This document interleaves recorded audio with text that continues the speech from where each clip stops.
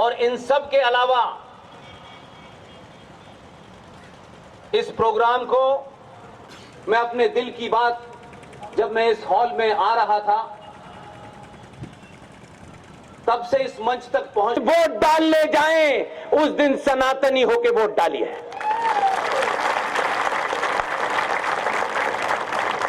किसी से लड़ने की आवश्यकता नहीं है, लेकिन इसका मतलब यह भी नहीं है कि किसी से डरने की आवश्यकता है।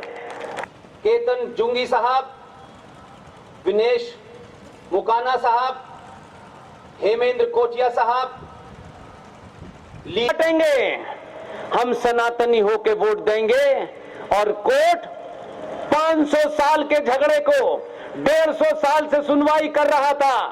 आपने सत्ता एक वहां न रामायण थी, न गीता थी, न मंदिर था, न भजन थे, न कीर्तन था,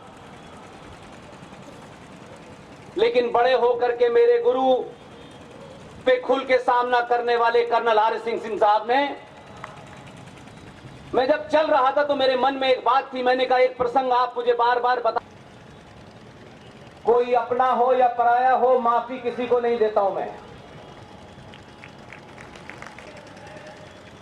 कि भगवान राम मां सीता के साथ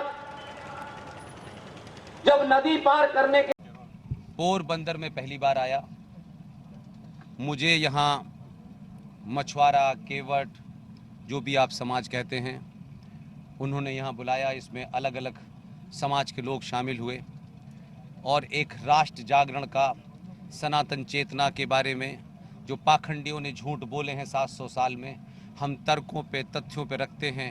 आज के 2022 के भारत में आज की युवा पीढ़ी से जब तक आप साइंटिफिकल बातें नहीं कहेंगे, साइंस की बुनियाद पे नहीं कहेंगे, वो नहीं सुनेगा। लिहाजा हम पूरे देश भर में लोगों को सच बताने में लगे हैं कि इस देश को, अगर देश का पहला प्रधानमंत्री कोई था तो 21 अक्टूबर 1943 को भारत के अंदर ब्रिटिश साम्राज्य को धत्ता बताते हुए उसने प्रधानमंत्री भी बना, सरकार भी बनाई, करेंसी भी चलाई। उसका नाम है सुभाष चंद्र बोस। और सुभाष चंद्र बोस के इस सरकार ने एक बड़ा काम किया है।